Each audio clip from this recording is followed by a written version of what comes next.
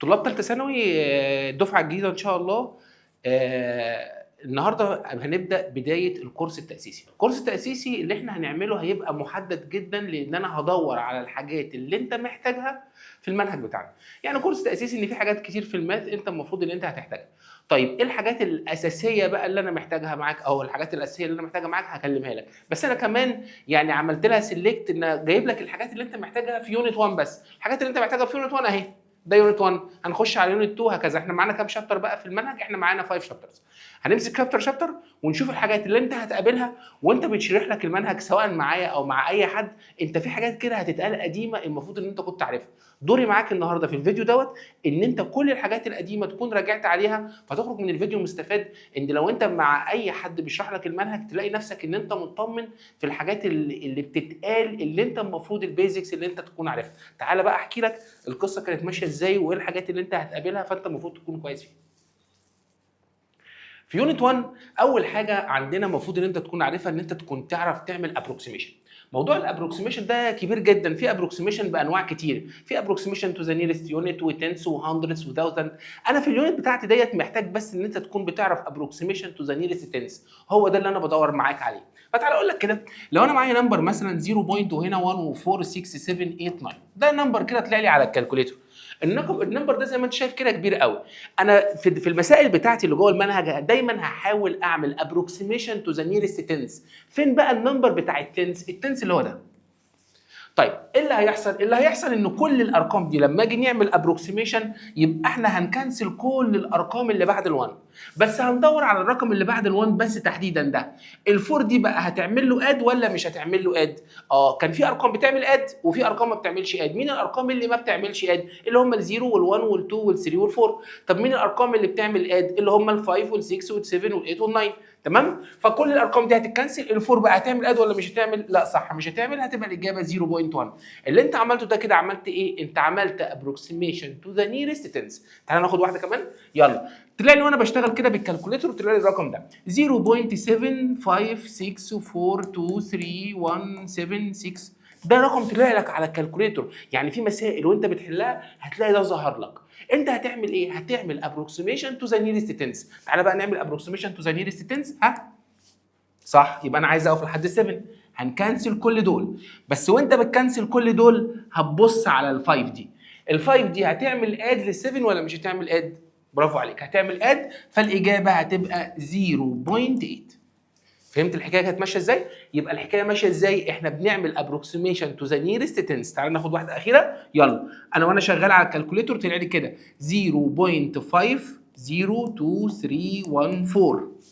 انا عايز اعمل ابروكسيميشن تو ذا نيرست تنس. فالتنس هنا عندي اللي هي مين؟ اللي هي ال5. الزيرو هتعمل لها اد، كل ده كانسل خلاص. الزيرو هتزود ولا مش هتزود؟ لا مش هتزود. هتبقى الاجابه هتبقى ابروكسيميشن 0.5.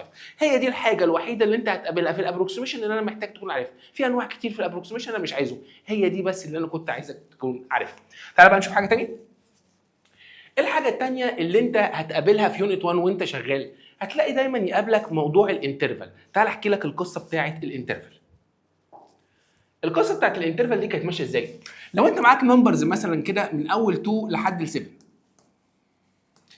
الشكل اللي قدامك ده كده، الشكل ده اسمه ايه؟ ده اسمه انترفال. الانترفال ديت بقى خلي بالك ان في كذا نوع من الانترفال. الانترفال ديت ممكن تبقى كلوزد بالشكل دوت، وممكن تبقى اوبن بالشكل ده، وممكن تلاقيه كده هاف اوبن او هاف كلوزد.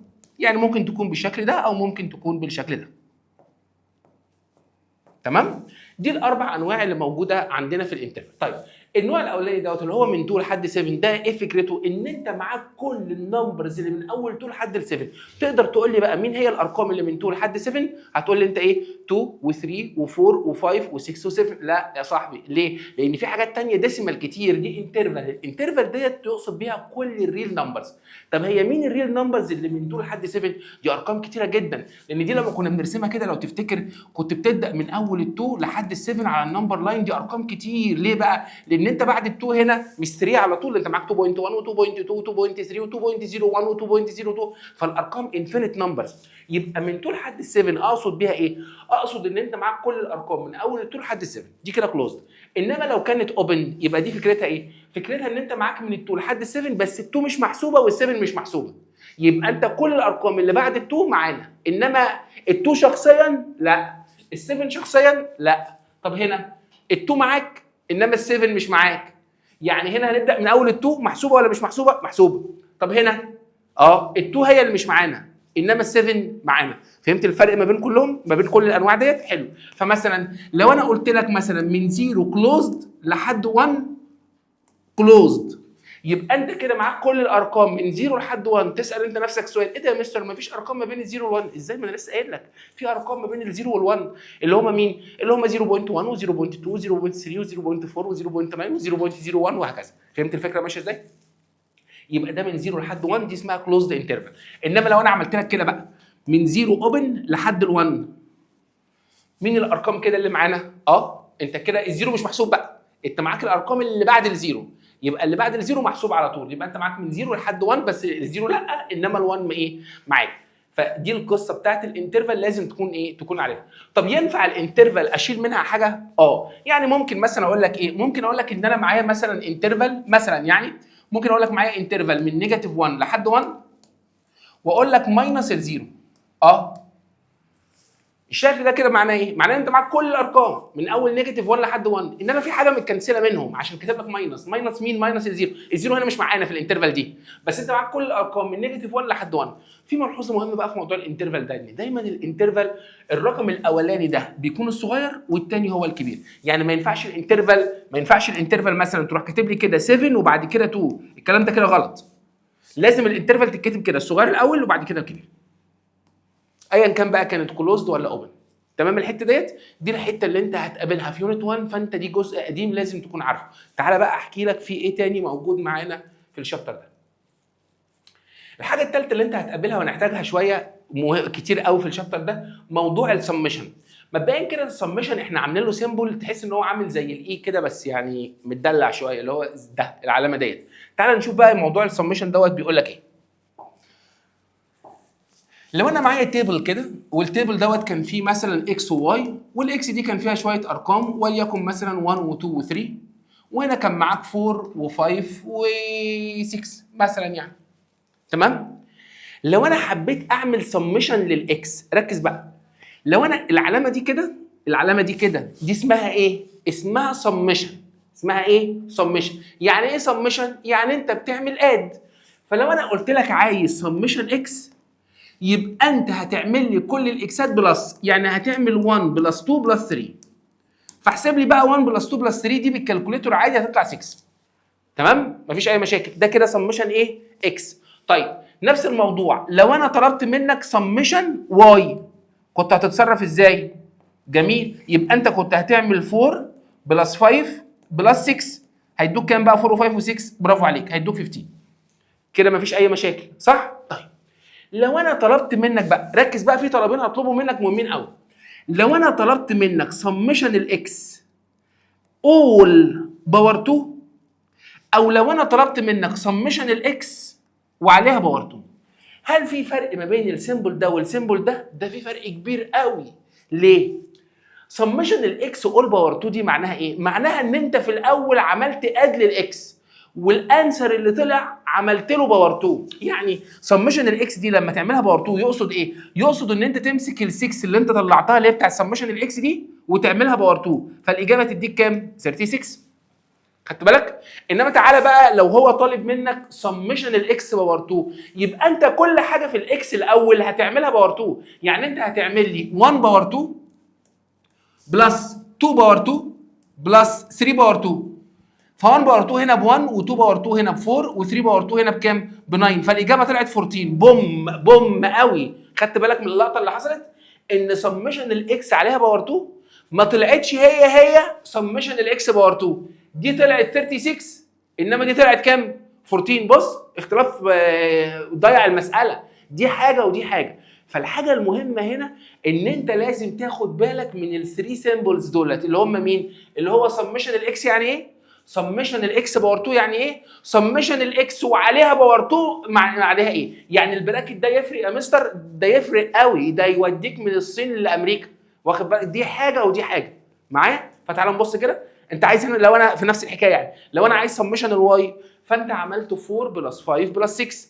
طيب لو انت عايز سمشن الواي، بص اللقطه دي، بس اول باور 2، يبقى انت هتمسك الكالكوليتور وتعمل 15 باور 2 صح؟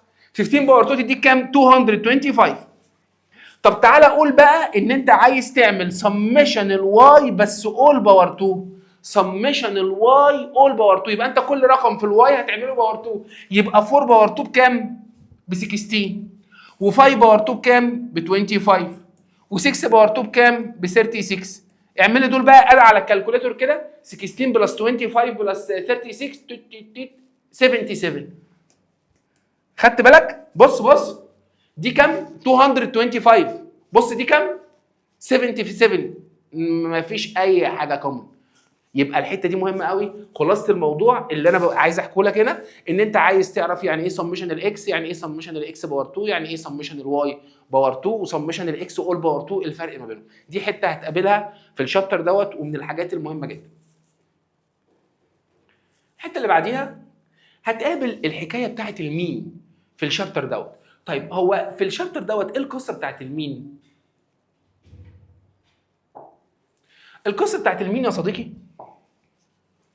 لو انت عايز تجيب المين دوت، لو انا عايز اجيب المين بتوين تو نمبرز، يعني انا معايا مثلا 3 و5 وعايز احسب المين بتوين 3 و5، المين ده بيتحسب ازاي؟ بتعمل ال 3 بلس 5 اوفر 2، ف 3 بلس 5 اوفر 2 تديني 4. يعني المين ده اللي هو المتوسط، يعني المتوسط ما بين ال 3 وال 5، درجتك مره كانت 3 ومره كانت 5، فاحنا بنقول ان الافرج بتاعك اللي هو طلع كام؟ اللي هو طلع 4. تمام؟ طب افرض هم كانوا 3 نمبرز، يعني كانوا 2 و5 وكانوا مثلا في معانا 8، وانت عايز تجيب المين، هتجيب المين ازاي؟ يبقى هتعمل كل دول بلس، فالمين هنا هتقوله ان هو كان عباره عن 2 بلس 5 بلس 8 اوفر المره دي بقى اوفر كام؟ المره دي اوفر 3. ليه اوفر 3؟ عشان دول 3 نمبرز، فهتعملهم اوفر 3، فالاجابه هتديك هنا 15 اوفر 3 اللي هي هتديك 5. يبقى فهمت الحكايه بتاعت المين؟ يبقى المين دوت كان عباره عن ايه؟ كان عباره عن السم اوف نمبرز اوفر عددهم، صح كده؟ دي حكايه تاني كنا هنحتاجها. طيب نخش على الحته اللي بعديها. الجزء اللي بعديه اللي انت هتحتاجه، هنحتاج الايكويشن اوف ستريت لاين اند اتس سلوب. ده بقى في الشابتر ده من الحاجات المهمه قوي، ويعني عليه اسئله كتير في شابتر 1 هتقابلها، وده جزء قديم اصلا انت كنت واخده تقريبا في بريب 3 والسكندري 1، فالمفروض ان انت تكون مجهزه والدنيا تكون تمام معاك. تعال نبص عليه القصه كانت ماشيه ازاي. بص يا صديقي، الستريت لاين دوت لما بيجي ترسم في الجراف كده، ده ستريت لاين. الستريت لاين دوت بيعدي على بوينتس كتير اكيد. ما انت اصلا عشان ترسم الستريت لاين دوت لازم يكون ايه؟ لازم يكون معاك بوينت اوردرد بير، يكون معاك مثلا ايه؟ 1 و4، يكون معاك 3 و7، يكون معاك 8 و9 وهكذا. لو تفتكر ان الارقام ده، الرقم الاولاني ده دايما بيكون الاكس، والرقم الثاني ده بيكون مين؟ الواي. خش على بعديه، ده الاكس وده الواي. خش على بعديه، ده الاكس وده الواي. يبقى دايما دلوقتي اي بوينتس، البوينتس ديت الرقم الاولاني هو الاكس والرقم الثاني هو مين؟ الواي. لو انت معاك بوينتس بتقدر ترسمها في الجراف، بعد ما ترسمها في الجراف بيطلع لك لاين، صح؟ جميل قوي. مبدئيا كده اللاين دوت بيكون ليه سلوب. السلوب ده بيتجاب ازاي؟ حلو، عارف انت القصه بتاعت السلوب. السلوب ده كان ليه رول، كان عباره عن y2 ماينس y1 اوفر x2 ماينس x1.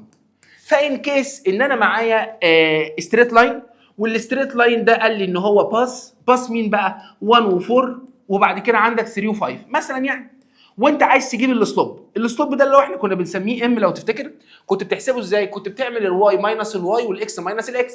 طيب تبدا بالواي دي يا مستر ولا بالواي دي؟ بصراحه هي مش فارقه معايا، اللي هو الرول واي 2 ماينس واي 1، بس حد قال لك يعني ان هي دي واي 2 والواي 1؟ طب ما كان ممكن تكون دي البوينت الاولانيه ودي البوينت الثانيه، فالموضوع مش فارق، بس بشرط لو انت ابتديت هنا بالواي 2، لو انت افترضت يعني ان دي واي 2 يبقى هي دي اكس 2، لو افترضت ان دي واي 1 يبقى دي اكس 1، يعني دايما واي 1 واكس 1 مع بعض، دايما اكس 2 وواي 2 مع بعض. واخد بالك من اللقطه دي ولا متلخبط؟ ولا اعيد لك تاني ولا اعمل ايه؟ انا مش اعيد يا حبيبي، افهم. دي اكس 1 ودي واي 1، دي اكس 2 دي واي 2، خلاص كده تمام. عايز تقول بقى ان دي اكس 2 واي 2 ودي اكس 1 واي 1 مش فارقه معايا، بس هو ده اللي انا عايز اقوله، يعني هي مش فارقه معايا مين فين. المهم بقى تعالى، انت عايز تحسب الواي ماينس الواي والاكس ماينس الاكس، فانا هعمل هنا بقى 5 ماينس 4 عشان انت بتحب الحركه دي، وهعمل 3 ماينس 1. ف5 ماينس 4 هتديني 1 و3 ماينس 1 هتديني 2، يبقى السلوب هنا طلع بكام؟ طلع بهاف. يبقى فهمت الفكره بتاعت الاسلوب؟ يبقى الاسلوب عباره عن ايه؟ الواي ماينس الواي والاكس ماينس مين؟ الاكس. لحد كده تمام؟ احنا تمام. الستريت لاين ده بقى بعد ما بيترسم، انت خلاص اوريدي رسمت الستريت لاين بالبوينتس اللي موجوده معانا، صح؟ الستريت لاين ده بيكون ليه حاجه اسمها ايكويشن. الايكويشن دي بتعمل ايه؟ بتعمل ساتيسفاي في كل البوينتس اللي بيعدي عليها. فلو انا قلت لك ان الايكويشن واي دي بقى الرول ده بقى بتاع الايكويشن ان جنرال، ها، واي ايكوال ام اكس بلس بي. تمام؟ ايه السيمبلز دي؟ بص يا صاحبي، تلاقي الايكويشن بتاعت الستريت لاين دي مكتوبه كده واي ايكوال 3 اكس بلس 4. الحكايه بقى دي ايه المقصود فيها؟ الشغل القديم اللي انت كنت عارفه، دي الايكويشن بتاعت الستريت لاين. تقدر انت تشيل الاكس وتحط بدلها 1، تقدر تشيل الاكس وتحط بدلها 2، تقدر تشيل الاكس وتحط بدلها 3، وتعوض بقى علشان تعرف البوينتس هي مين. فانت لو شلت الاكس هنا وحطيت 1 يبقى هتعمل 3 باي 1 بلس 4 هتديك 7. يبقى البوينت 1 و7 بتعدي على الستريت لاين ده. فهمت ايه الفكره بتاعت الايكويشن؟ الايكويشن دي هدفها ان انت تعرف البوينتس اللي جوه الستريت لاين. تعرفهم ازاي؟ تشيل الاكس وتحط رقم يطلع لك الواي، تشيل الاكس وتحط رقم يطلع لك الايه؟ الواي، وهكذا. كل ما تبدل في الاكسات كل ما يطلع لك وايات. يبقى انت كده بتعرف كل البوينتس اللي موجوده جوه ايه؟ جوه الستريت لاين. تعالى بقى نكمل وناخد الرقم تاني. انت خدت شلت الاكس مثلا وحطيت 2 فالاجابه طلعت كام؟ 10، وهكذا. يبقى انت كده عرفت البوينتس اللي بتعدي جوه الستريت لاين. طيب الرقم بقى اللي جنب الاكس ده السلوب، لان الايكويشن اصلا عباره عن واي ايكوال ام اكس بلس ايه؟ بلس بي. طب امال البي دي مين؟ ده حاجه اسمها الانترسبت بارت. مين هو بقى الانترسبت بارت؟ انترسبت لما انت بترسم الستريت لاين كده في الجراف، ايه اللي بيحصل؟ الجراف ده بيعمل قط مع الواي اكسس، بيعمل قط مع الواي اكسس. الجزء اللي مقطوع من الواي ده اسمه الانترسبت بارت. احنا بصراحه عندنا في المنهج هنا مش محتاجين قوي الحته بتاعت الانترسبت بارت دي، يعني مش هي الاساس اللي عندنا، بس الايكويشن ذات نفسها دي، الايكويشن دي مهمه جدا موجوده معانا في المنهج.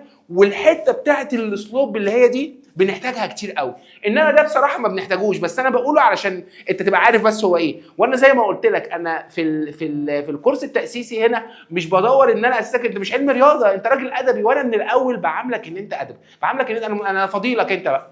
انا بص بقى، انا سبت نفسي وقاعد لك. انا عايزك يعني تتعامل مع الماده زي التاريخ وزي الجغرافيا وزي العربي، لان هي ماده ب 60 درجه. فانا عايزك تبقى جامد، بس مش جامد لدرجه ان انت تبقى علم رياضه. ما انا عايز الحاجات اللي هي تخليك جامد في الاستاتستكس بس. فانا هنا بدور على الحته بتاعت الاسلوب، والحته بتاعت الاسلوب هنا انا محتاجها قوي.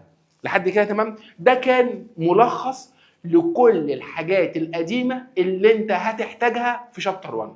هنخش بعد كده دلوقتي بقى هنبدا على شابتر 2 ونشوف ايه الحاجات اللي كانت موجوده معايا. دلوقتي يا جماعه هنبدا في شابتر 2. في شابتر 2 انا مركز معاك على الحاجات اللي وانت بتشرح لك شابتر 2 هتلاقي الحاجات القديمه اللي موجود معاك.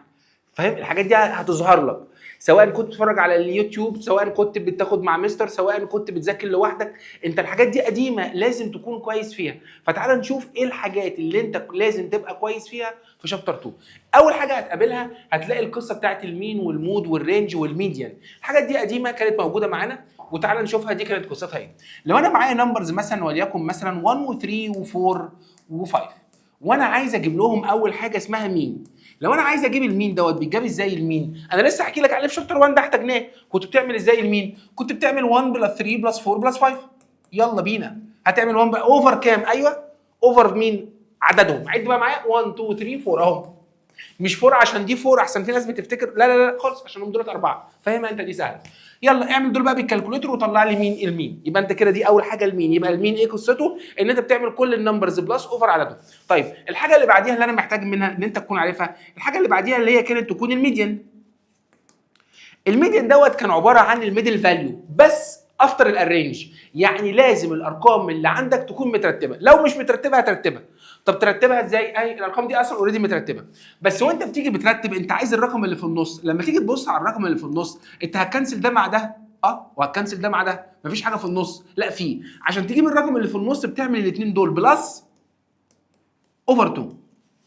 فاهم قصدي؟ طب هل في امكانيه ان هم يطلعوا 3 نمبرز؟ لا عمرها ما يطلعوا 3 نمبرز، هم دايما اللي هيطلعوا لو طلعوا 3 نمبرز هيطلعوا زي 3، يبقى انت ما كنسلتش. فاهم قصدي؟ يعني مثلا لو انا كاتب لك كده 1 و5 و6 و7 و9، كنسل كده ده مع ده، ما هو كده دول 3 نمبرز في النص، مفيش حاجه اسمها كده، ما انت ما هتضطر تكنسل ده مع ده، يبقى في رقم واحد بس اللي اتفضل اللي هو مين؟ اللي هو ال6، يبقى هو ده الميديان، يبقى الميديان اللي هو الميدل فاليو.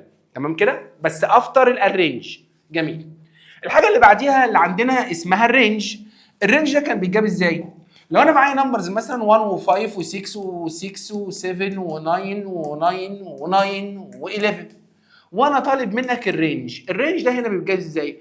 الرينج دوت كان عباره عن الماكسيمم فاليو ماينس المينيمم فاليو، اكبر حاجه واصغر حاجه تعملهم ماينس بعض، يبقى كده انت عرفت الرينج. عارف انت مثلا لما يقول لك ايه؟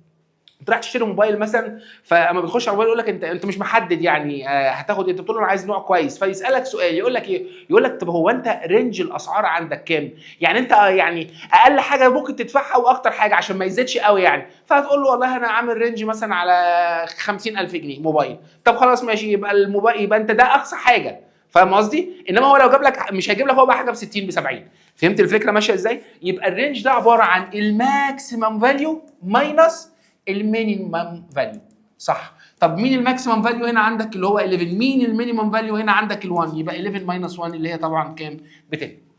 الحاجه اللي بعديها هنا عندنا اسمها المود. المود دوت اللي هو في الاستاتستكس، المود ده اللي هو الموست ريبيتد فاليو، اكتر حاجه متكرره. اكتر حاجه متكرره هنا عندنا مين؟ اكتر حاجه متكرره هنا معانا ال6 هنا متكرره مرتين، ال9 متكرره 3 مرات، يبقى المود هنا 9. حتى احنا بالبلدي كده يقول لك ايه؟ يقول لك انت مودك حزين ليه؟ عارف مودك؟ تسمع انت الكلام ده؟ يقول لك لا بس انت مودك بصراحه حزيني. عارف يقصد ايه؟ ان انت على طول شكلك كده كئيب، فمكرره الموضوع معاه، متكرر متكرر متكرر، فالمود الموست ريبيتد فاليو. مودك ايه؟ مودك عشان تحفظها. يبقى المود الموست ريبيتد فاليو يعني انت مودك ايه؟ يعني اكتر حاجه عندك ايه؟ اكتر حاجه عندي هنا اللي هي مين؟ اللي هي ال9. المين والمود والميديان والرينج، الحاجات ديت هتقابلها في شابتر 2. طيب ايه تاني هنقابله في شابتر 2؟ هنقابل حاجه اسمها سبيشال بيرسنت اللي هي ال 25%. تعال نتكلم شويه عن ال 25% ديت ونشوف قصتها ايه. لو انا معايا مجموعه يعني من النمبرز او رقم معين، والرقم دوت انا عايز كنت اقسمه كوارتايلز.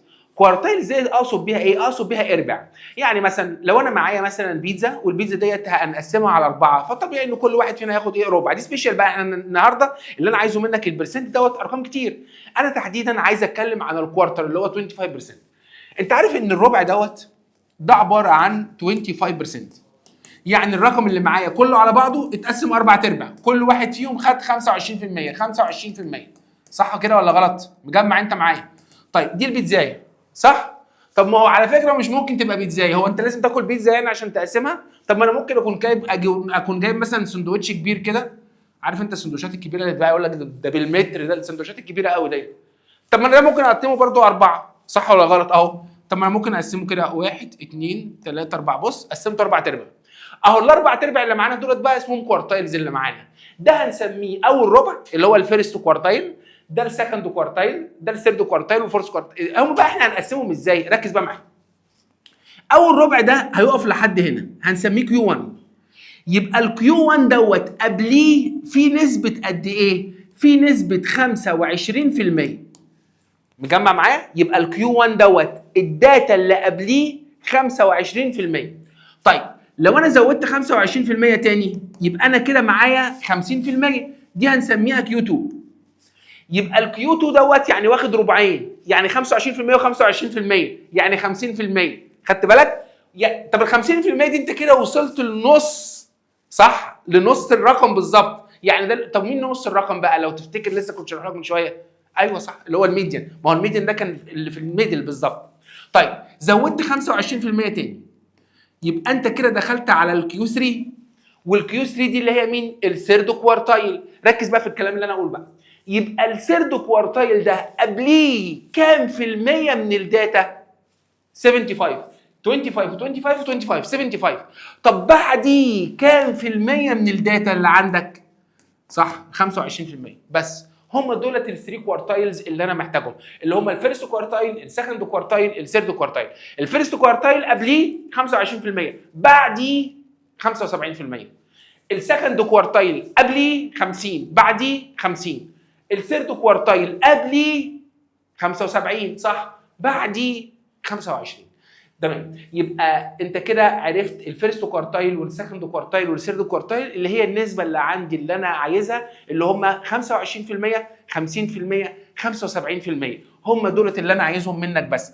25%، 50%، ده هنا 25% وهنا 50% وده 75%، ودي السبيشال برسنتج اللي انا محتاجها منك بس. مش محتاج بقى انا تمن وخمس والحاجات دي برسنتج برضو، بس انا مش محتاجها في المنهج بتاعنا. الحاجات اللي انا محتاجها بس في شابتر 2 هي دي اللي هتقابلها وقديمه وانت المفروض تكون عارفها.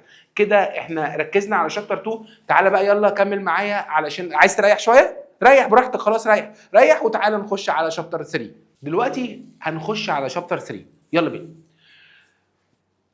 What you need in Unit 3. Unit 3 دي بقى من الحاجات اللي عامله قلق في المنهج. ليه؟ لان Unit 3 ديت بتتكلم عن البروبابيلتي، والبروبابيلتي ديت انت خدتها من زمن الزمن. البروبابيلتي بقى بتظهر معاك في ابتدائي واعدادي وثانوي، يعني ظهرت معاك من ثالثه ابتدائي وظهرت في رابعه ابتدائي وظهرت في اولى ثانوي وظهرت في ثانيه ثانوي فقصه كبيره واحنا محتاجين فيها تفاصيل كتير قوي. فتعالى نشوف ايه الحاجات بقى اللي جواها القديمه اللي هتتشرح وانت المفروض تكون عارفها. يلا بينا تعالى يا صاحبي. بص، اول حاجه موضوع السيمبلز. القصه بتاعت السيمبلز دوت، انت كان في سيمبلز عندنا في الماس اللي هو اليونيون، الانترسكشن، الماينس، الكومبلمنت. عارف انت الحاجات ديت؟ لا مش عارفها، افكرك بيها. بص يا صاحبي، لو انا راسم فين دياجرام كده وحطيت لك هنا 1 و2 و3 و4 و5 وحطيت دول كلهم هنا وعملت لك هنا 7 و8 وكتبت لك على دي اكس وعلى دي واي. تعالى بقى يا صاحبي نفهم القصه دي ماشيه ازاي.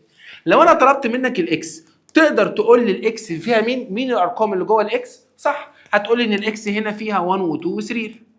طب الواي فيها مين؟ ايوه، الواي هنا كان فيها ال3 وال4 وال5. ده انت ممتاز قوي، ال3 وال4 وال5.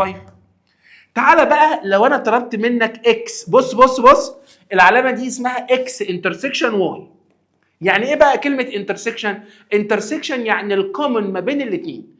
فين الكومن ما بين الاكس والواي؟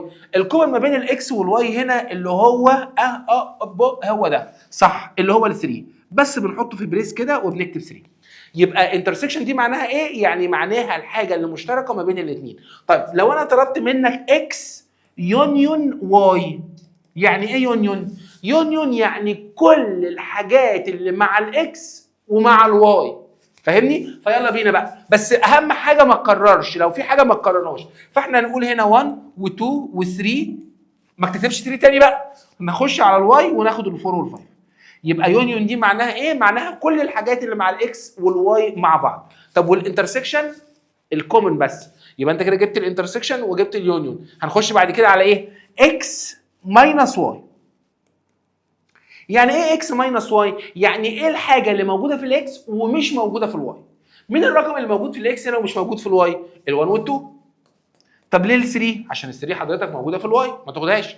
طب لو انا عكست وكتبت لك واي ماينس اكس، يبقى هناخد ال4 وال5. يبقى هل اكس ماينس واي هي واي ماينس اكس؟ لا، دي حاجه ودي حاجه. يبقى اكس ماينس واي الحاجه اللي موجوده في الاكس ومش موجوده في الواي. طب واي ماينس اكس الحاجه اللي موجوده في الواي ومش موجوده فين؟ في الاكس. طيب الحاجه اللي بعد كده ممكن يجي لك سيمبل زي ده اللي هو اكس كومبلمنت. كلمه كومبلمنت دي يعني ايه؟ يعني انت بتكمل بقيه الاكس، الحاجات اللي مش مع الاكس. الاكس اصلا كان معاها كام حضرتك هنا؟ كان معاها 1 و2 و3. طب لو انت كتبت بقى اكس كومبلمنت يبقى انت عايز الحاجات اللي مش مع الاكس. طب هو مين الحاجات بقى اللي مش مع الاكس؟ ايوه ال4 وال5 بس لا، وكمان ال7 وال8، عشان ال7 وال8 دولت موجودين معانا في الاس كلها. الاس دي بقى اللي هو السامبل سبيس اللي موجود معانا، اللي هي كل الارقام اللي انت بتلعب فيها. يبقى الحاجه الاولانيه اللي انا عايزك تعرفها اللي هو موضوع اليونيون والانترسكشن والماينس والكومبلمنت. في سيمبل تاني هيظهر معاك وده قديم، الطبيعي ان انت تكون عارفه، اللي هو ده. لو انا عامل لك مثلا كده ست اسمها اكس وجواها ست اسمها واي، يبقى دلوقتي دي الاكس ودي الواي، مين اللي جوه الثانيه؟ الاكس هي اللي جوه الواي ولا الواي هي اللي جوه الاكس؟ لا، الواي هي اللي جوه الاكس. ده كلام جميل. يبقى الواي سبست من الاكس. خدت بالك بقى من العلامه دي؟ العلامه دي اسمها ايه بقى؟ اسمها سبست. سبست دي يعني ايه؟ يعني جزء منها، يعني جواها. يبقى الواي سبست من الاكس. يبقى لو انت بتجيب اكس انترسكشن واي احنا لسه قايلين يعني ايه كلمه انترسكشن؟ يعني الحاجه اللي مشتركه. ايه الحاجه اللي موجوده في الاكس وفي نفس الوقت موجوده في الواي؟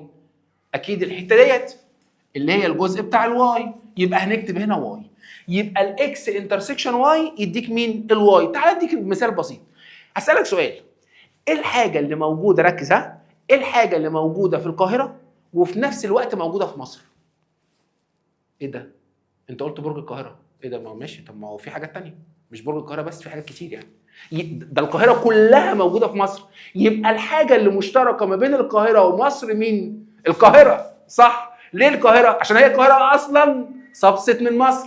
يبقى الاكس سبست من الواي او الواي سبست من الاكس، يبقى السبست اللي جوه ده هو اللي هيكون الانترسكشن. طب لو انا كتبت لك بقى اكس يونيون واي، يعني انت حطيت القاهره على مصر، لو انت بصيت في الخريطه كده في الجغرافيا ولقيت القاهره ومصر، لو انت حطيتهم على بعض يطلع لك مين؟ اكيد طبعا هيطلع لك كل مصر. يبقى لو انت عامل اكس يونيون واي هيطلع لك مين؟ هيطلع لك الاكس. تمام؟ حلو قوي.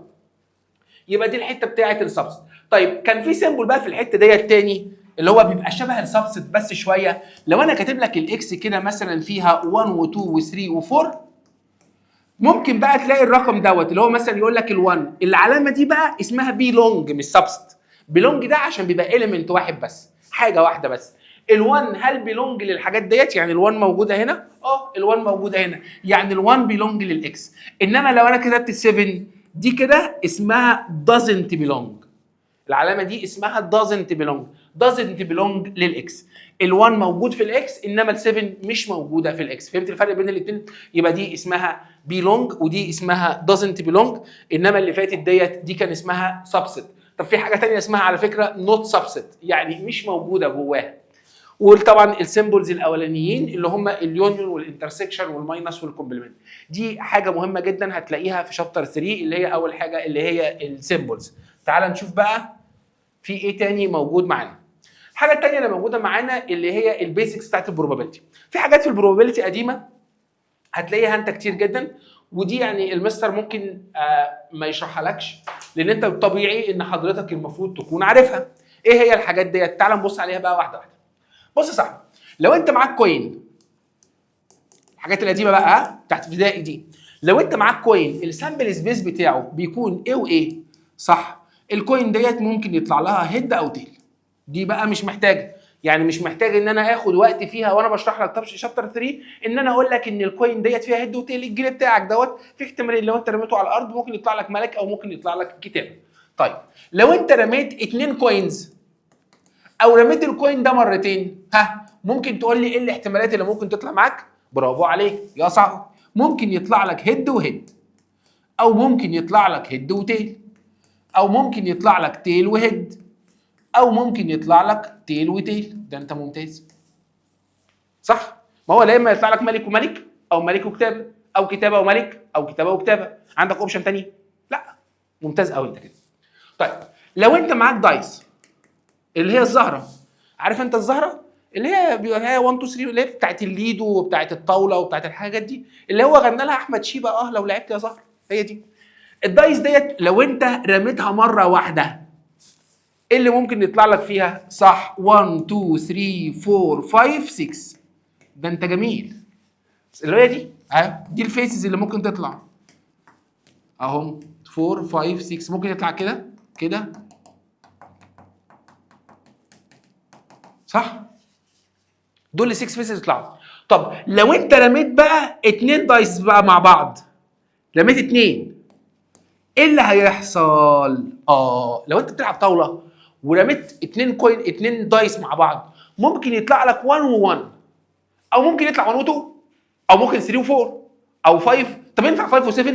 لا طبعا، لان مفيش 7 اصلا في الحكايه. فالمفروض تعمل ايه بقى؟ يبقى المفروض تعالى نرتبهم بقى واحده واحده. ممكن 1 و1، 1 و2، 1 و3، 1 و4، 1 و5، 1 و6.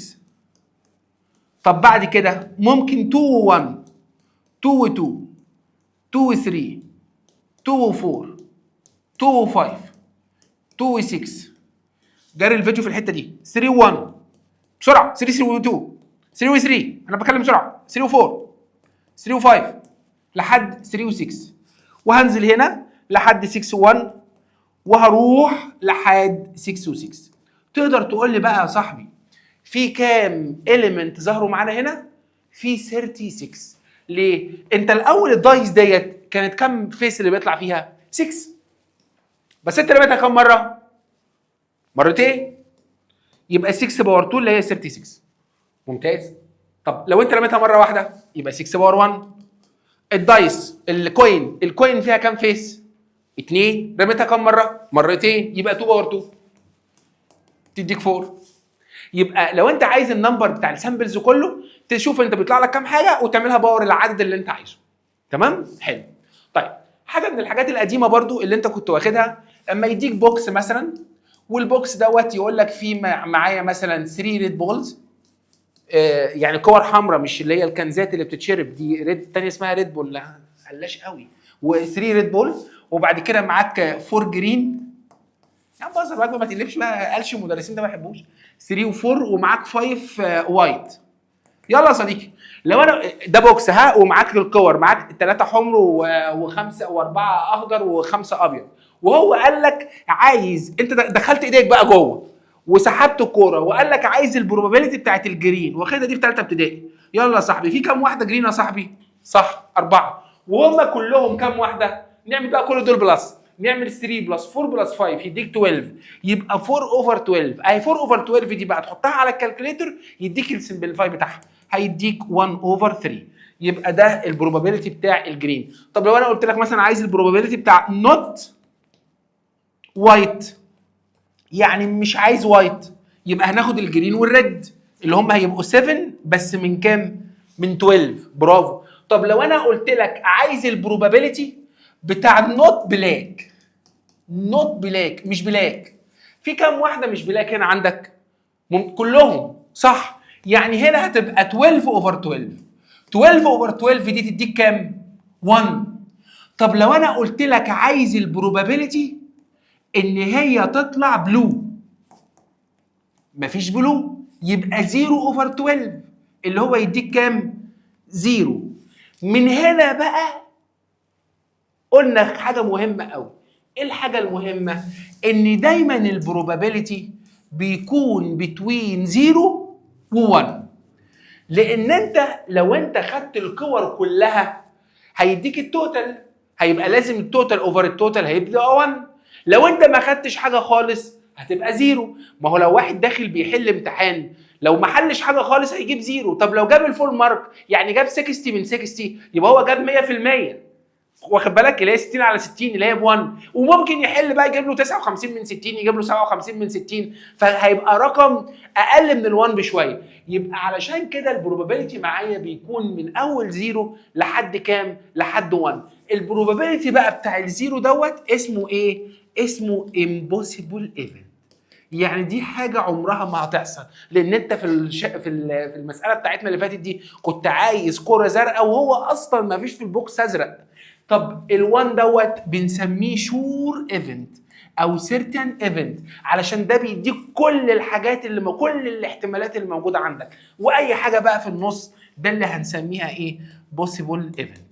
ودي الجزء اللي انا حكيته دوت، ده الجزء اللي انا كنت عايزه في البيزكس بتاعت البروبابيلتي. كل الحاجات دي كانت قديمه، المفروض ان انت كنت عارفها. هنخش على اللي بعديه، ازاي ان احنا نعمل كونفيرت من كلام لاوبريشن. الاوبريشن اللي انا شرحتها اللي هي بتاعت اليونيون والانترسكشن والحاجات دي ساعات بيكون ليها شويه كلمات. فمثلا يقول لك ايه؟ يقول لك مثلا اتليست. كلمه اتليست دي معناها ايه؟ يعني انت عايز على الاقل. على الاقل دوت بقى يونيون ولا انترسكشن؟ ايوه ده يونيون، لان على الاقل انا عايز اقل حاجه تاخدها، يعني ممكن اخد اي حاجه. انما لما اقول لك مثلا A and not B، يعني انا عايز الحاجه اللي في الايه ومش عايز الحاجه اللي فين؟ في البي، ده كده يبقى انا اقصد الماينس الاوبريشن، واخد بالك؟ تمام؟ طيب لو انا قلت لك A or B or، كلمه or يعني ايه؟ يعني عايز A او B، يعني عايز حسن او محمد. طب لو انا عايز حسن او محمد يبقى ده يونيون اور، خلي بالك يبقى ده يونيون. طب لو قلت لك عايز حسن اند محمد A and B، يبقى كلمه and دي مقصود بيها ايه؟ صح، مقصود بيها انترسكشن. في كلمات كتير هتقابلها في في الشابتر دوت، بس دي هتبقى يعني تخصصيه شويه جوه المساله. بس الحاجات الاساسيه بس اللي انا كنت عايزك تعرفها دلوقتي ان هي فكره ايه؟ اتليست. كلمه اتليست ديت يعني يونيون. كلمه ماينس اللي هو الديفرنس A اند نوت B، يبقى ده كده ماينس B اند نوت A، يبقى انت عايز البي ومش عايز الايه. اور دي يعني يونيون ولا انترسكشن؟ اور يونيون، برافو عليك. طب اند دي يعني ايه؟ يعني انترسكشن. تمام؟ دي ازاي تعمل كونفرت من كلام لايه؟ لاوبريشن. الحاجه الاخيره في الشابتر دوت وقديمه واحنا هنحتاجها اللي هو موضوع الريشيو. في مسائل كتير بتلاقي المستر وهو شغال او انت بتتفرج هيبقى محتاج الريشيو، والريشيو دي حاجه قديمه. تعال نبص عليها كده علشان سوري تكون كويس فيها. بص يا صاحبي، لما اقول لك الاكس 2y ايكوال 3 to 4، لو انا عايز تعمل الشكل دوت تعمله از ا ريشيو، يعني لو عايز اعمله فراكشن ممكن اكتبه كده، اكتبه x over y equal 3 over 4. طيب لو انا قلت لك مثلا الاكس اوفر الواي ايكوال 1 over 2، مجمع الحته ديت؟ اقدر اقول لك بقى ان الاكس ايكوال 1 over 2y، يعني وديت الواي دي الناحيه الثانيه بالواي، خدت بالك؟ او ممكن اقول لك ان الواي ايكوال 2 over 1x، يبقى الواي ايكوال 2x. فهتلاقي مسائل كتير بالشكل دوت. يبقى ازاي تعمل كونفرت من الريشيو؟ ازاي ان انت تحولها؟ يبقى الاكس هنا معاها ال 3 والواي هنا معاها مين؟ معاها ال 4. الاكس هنا معاها، ايوه برافو عليك، الاكس هنا معاها ال 1 والواي هنا معاها مين؟ معاها 2. الحته دي اسمها ريشيو، ودي هنحتاجها كتير جدا في شابتر 3. يبقى خلاصه الموضوع نرجع تاني بس نلخص. يبقى دي الحاجات الاساسيه اللي انا محتاج ان انت تكون عارفها في شابتر 3، اللي هي السيمبلز والبيزكس اوبريشن وازاي ان انت تعمل كونفرت والريشيو. وتعالى نخش بعد كده في شابتر 4 ونشوف الحاجات الاساسيه اللي انا محتاجها منك في شابتر 4. يلا بينا بقى نشوف البيزكس اللي انت محتاجها في شابتر 4. في شابتر 4 هتلاقي اول حاجه تتقابلك موضوع الاف اوف اكس. تعال نبص كده على موضوع الاف اوف اكس كده، القصه كانت فيه ماشيه ازاي. بص صح، لو انا كتبت لك مثلا الاف اوف اكس ايكوال 3x ماينس 1، دي فانكشن. الفانكشن ديت ممكن اطلب انت بقى ان انت تجيب لي مثلا اف 2. يعني ايه اف 2؟ يعني تشيل كل الاكس وتحط 2. اطلب منك بقى طلب بعد اذنك، لما تشيل الاكس وتحط بدلها رقم لازم تحط جوه براكت. فهتعمل كده اف 2 يبقى هتكتب 3 2 ماينس 1، واحسب دي يلا بالكالكوليتر هتديك 6 ماينس 1 اللي هي هتديك 5. طب لو انا طلبت منك مثلا اف 3، يبقى انت هتشيل الاكس وتحط بدلها كام؟ 3. برافو عليك، يبقى هتعمل 3 و3 ماينس 1. يبقى فكره الاف اوف اكس ديت ان انت بتشيل الاكس وتحط جواها الايه؟ الرقم. طيب ايا كان بقى، يديك 1 يديك 2 يديك 3 يديك نيجاتيف 1 نيجاتيف 7 وات ايفر ايه هو النمبر. طب طلبت منك اف زفت، انا حر يا عم، خلاص انا كتبت زفت، انت مالك انت زعلان ليه؟ حط زفت هنا، يبقى 3 بس اهم حاجه في براكت، يبقى 3 الحاجه اللي هو قال لك عليها ماينس كام؟ ماينس 1. دي الفكره بتاعه الاف اوف اكس. يبقى الاف اوف اكس الفكره بتاعتها في ايه؟ ان انت بتشيل اكس وتحط بدلها ايه؟ رقم، بس الرقم اللي انت بتحطه حطه جوه براكت علشان الدنيا ما تبص معاك. مجمع الحته ديت؟ مجمع كويس. تعالى بقى في الاف اوف اكس ديت بقى يا صاحبي، حلو، في حاجه بقى اسمها بيس وايز فانكشن. البيس وايز فانكشن دي قصتها في ايه؟ ان هو ممكن يجيب لك الاف اوف اكس كده، ركز بقى ها، يجيب لك هنا زي اللي فاتت كده مثلا 2x ماينس 1، وهنا يقول لك 4x او 5x، بس هنا يقول لك ان الاكس ستارت من اول 1 لحد 7، وهنا يقول لك الاكس مور ذان 9 مثلا. تمام؟ الشكل اللي قدامك ده اسمه ايه؟ اسمه بيس وايز فانكشن. حلو، لو انا طلبت منك بقى اف 3، هتحتار انت بقى، احطها هنا ولا احطها هنا؟ مش هينفع تحطها في الاثنين، امال تعمل ايه؟ تبص بقى حضرتك على الحكايه اللي هو مديها لك دي. هو هنا كاتب لك الاكس من 1 لحد كام؟ 7، يبقى الارقام الافيلبل اللي انت المفروض تستخدمها هنا من 1 لحد 7، ال 3 دي ما بين ال 1 وال 7، يبقى انت هتحطها في المكان ده. سوري يا صاحبي. يبقى 2 3 ماينس 1 دي هتطلع على طول، هتطلع 5. طب لو انا طلبت منك بقى اف 11، دور بقى على ال 11، هي ال 11 دي فين مكانها؟ ده ال 11 دي اكبر من ال 9، يبقى انت تحطها فوق ولا تحطها تحت؟ يبقى تحطها تحت. يبقى الفكره بتاعت البيس وايز فانكشن بس ان هو بيحدد لك مسالتين او ثلاثه بس بيقول لك مين تستخدمه فين، هو ده الهدف. ودي خدناها دي اصلا في ثانيه ثانوي، فعشان كده براجع لك عليها عشان لو ظهرت يبقى وهي هتظهر اصلا قدامك تبقى انت فاكر الحكايه ماشيه ازاي. طيب نرجع على تاني حاجه. في حاجه تانية خدناها في ثانيه ثانوي اللي هي الكومبينيشن، ودي كانت قصتها بقى ماشيه ازاي. بص يا صاحبي، دي اصلا انت هنا مش محتاج منك ان انت غير انت تعملها على الكالكليتر بس، يعني التفاصيل بتاعتها كلها مش موجوده معانا، بس هتلاقي مثلا يظهر لك في المسائل كده 12 سي 2. دي كل اللي انا محتاجه منك ان انت تكون بتعرف تستخدم الكالكوليتر عشان تعملها. ودي بتعمل ازاي؟ بتكتب 12 على الكالكوليتر، وبعد كده بتكتب على الكالكوليتر شيفت ديفايدد. شيفت ديفايدد دي بتطلع لك السيمبل بتاع السي، وبتكتب بعد كده ال2 الكالكوليتر بتطلعها. مش محتاج منك اكتر من كده. دي ليها تفاصيل كتير جدا لان دي كانت مرتبطه بمسائل تانية وانا مش محتاجها كلها، دي موجوده اكتر في علم الرياضه. كل اللي انا محتاجه منك في الشكل ده ان انت تكون بتعرف تستخدمه بالكالكوليتر. بيستخدم ازاي بالكالكوليتر؟ السيمبل ده علشان يتكتب هتكتبه على الكالكوليتر شيفت ديفايدد، هتلاقي الرقم طلع. يعني الستبس بتاعته هتكتب 12 شيفت ديفايدد، هيطلع لك السي، بعد كده هتكتب 2. هما في الكالكوليتر بقى ما بيطلعوش فوق وتحت وجنب بعض في نفس اللاين، وتدوس ايكوال الاجابه هتطلع. في تريكايه مهمه بقى قوي في الكالكوليتر عايزك تاخد بالك منها. ايه هي؟ لو انت كتبت 12 سي 2 وبعد كده عايز اكتب 4 هنا، لو ما حطيتش ملتبلاي 4 الكالكوليتر هتحسبها غلط. يبقى دايما في السي ممكن هنا صدفه تطلع معاك صح، بس يعني ده مش اساسي. السي الاساسي فيها ان لازم تحط هنا، لو انت هتحط رقم معاها لازم تعمل هنا ملتبلاي. يعني ال5 دي مثلا لو كانت 14 كانت شور هتديك رقم غلط. فهمت الفكره ماشيه ازاي؟ يبقى دايما لو انت تكتب السي وبعدها رقم ما تنساش تحط ملتبلاي ما بينهم. دي الفكره الثانيه اللي كانت موجوده معانا. الفكره اللي بعديها اللي هي الباور اوف زيرو، ده هنلاقيه برده موجود معانا في الشابتر. ان انا لو انا حسبت مثلا بتلاقي مثلا عايز تحسب انت كده 1 ماينس 0.5 بس تحط هنا باور زيرو. تلاقي مثلا انت عايز تحسب كده 2 ماينس 0.3 وباور زيرو. تلاقي مثلا عايز تحسب 1 ماينس 0.7 وباور زيرو. هتقول يا مستر طب ما انا ممكن احسبها بالكالكوليتر عادي مفيش مشكله، بس انت هتلاقي وانت بيتشرح لك الموضوع او بتتفرج هتلاقي ان وهو بيحل المساله ايه اللي حصل؟ ان هو راح مكنسل دول. هو ليه كنسلهم؟ علشان دي كل واحده فيهم ب1. فاهم؟ اي رقم باور زيرو بيديك 1. فلو انت عامل ملتبلاي، يعني لو انا عامل 5 ملتبلاي وهنا عامل 5 ملتبلاي هنا عامل 6 ملتبلاي، هتلاقي المستر راح مطلع الاجابه على طول مطلعها 5. هتلاقي المستر راح مطلع الاجابه على طول 5. هتلاقي الاجابه راح مطلع على طول 6. ليه؟ لان هو كنسل دول، لان هو حسبهم ب1. اي حاجه باور زيرو الاجابه بتاعتها بتطلع بكام؟ بتطلع ب1. ودي حته قديمه المفروض ان انت كنت تكون عارفها. موضوع بقى المور ذان والليس ذان. موضوع المور ذان والليس ذان لسه لحد دلوقتي في ناس بتتلخبط فيه، وده بقى بيظهر كتير في المساله هنا. لما اقول لك الاكس مور ذان 3، ركز بقى والنبي يا صاحبي، انت بتعرف تقرا بس الحكايه دي ولا الموضوع لسه بيلخبطك؟ بق السمكه بقى وبطن السمكه وديل السمكه والقصص اللي انت بتسمعها كتير. انت دلوقتي معاك الاكس، انت مركز، انت بتقرا من الشمال لليمين ولا من اليمين للشمال؟ احنا انجلش اصلا فبنقرا من الشمال لليمين، يبقى ده كده ده اول كونسبت لازم تحطه في دماغك. ان انا كده اصلا بقرا هنا ماليش دعوه بال3، يبقى لازم ابدا بالاكس.